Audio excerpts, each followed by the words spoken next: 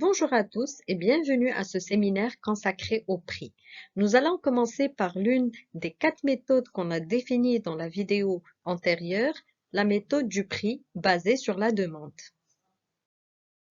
La méthode du prix basée sur la demande peut être calculée à travers 2 outils, le prix psychologique et l'élasticité prix. Nous commençons dans cette capsule par la définition du prix psychologique et comment le calculer. Le prix psychologique est le prix d'acceptabilité pour lequel les ventes d'un produit pourraient être maximales, en fonction des seuils psychologiques qui sont acceptés par le consommateur. Pour déterminer le prix psychologique, il suffit de faire une enquête auprès de la cible principale du produit et de poser 2 questions principalement. En dessous de quel prix considérez-vous que ce produit est de mauvaise qualité? Et à partir de quel prix considérez-vous que ce produit est trop cher? Cela nous permettra d'avoir un seuil maximal et un seuil minimal pour chaque client. Prenez un exemple.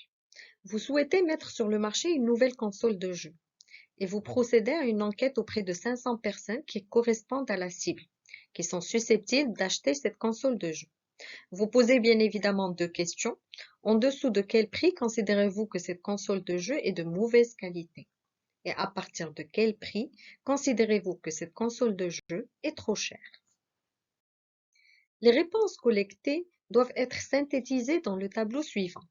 Donc là, vous avez un prix par exemple de 500 dirhams.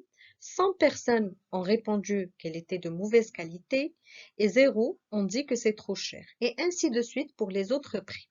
À la fin, le total des répondants est de 500 personnes. Bien sûr, 500 personnes pour les 2 questions puisque chaque interviewé nous a donné 2 réponses. À partir de ce tableau, comment calculer le prix psychologique? Il s'agit d'ajouter 2 colonnes. En effet, la première, c'est le cumulé décroissant de la qualité et la deuxième, c'est le cumulé croissant du prix.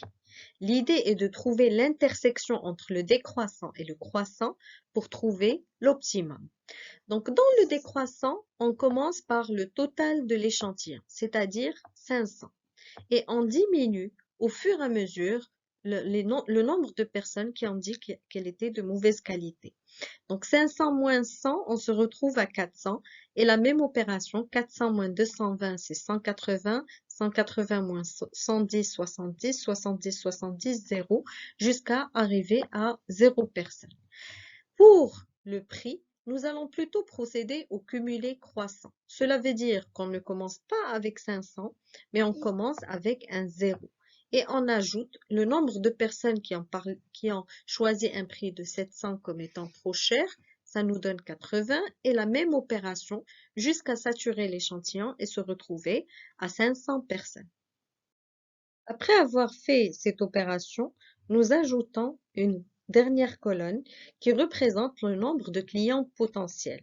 Pour calculer cette colonne, on prend le total des personnes questionnées moins le premier cumulé décroissant moins le deuxième cumulé croissant. Donc, ça nous fait 500 moins 500 moins 0. Pour la deuxième ligne, il s'agit de 500 moins 400 moins 80 et ainsi de suite. Donc, nous remarquons que le nombre de clients potentiels est différent en fonction du prix proposé. Le prix psychologique correspond justement au prix qui maximise le nombre de clients potentiels. Dans notre cas, il s'agit de 60 clients potentiels et de ce fait, le prix psychologique est de 1000 dirhams. Nous pouvons dire que le prix de 1000 dirhams maximisera la demande par rapport à la console de jeu. Maintenant, quelles sont les limites par rapport à cette méthode? La première limite, c'est justement la peur de tomber dans la complaisance. En fait, le fait d'enquêter par rapport à des personnes qui appartiennent à la cible et qu'ils répondent positivement par rapport à l'achat ne veut pas dire forcément qu'ils vont effectuer cet achat. Le deuxième des points, c'est qu'on peut se retrouver sur un prix psychologique qui est loin de rentabiliser justement l'effort qui est fait par l'entreprise. C'est pour ça que le prix psychologique doit être complété par des indicateurs financiers, dont notamment le seuil de rentabilité. Voyons maintenant la deuxième méthode qui est basée sur la demande.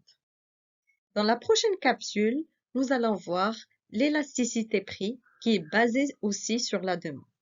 Je vous remercie et à très bientôt, j'espère.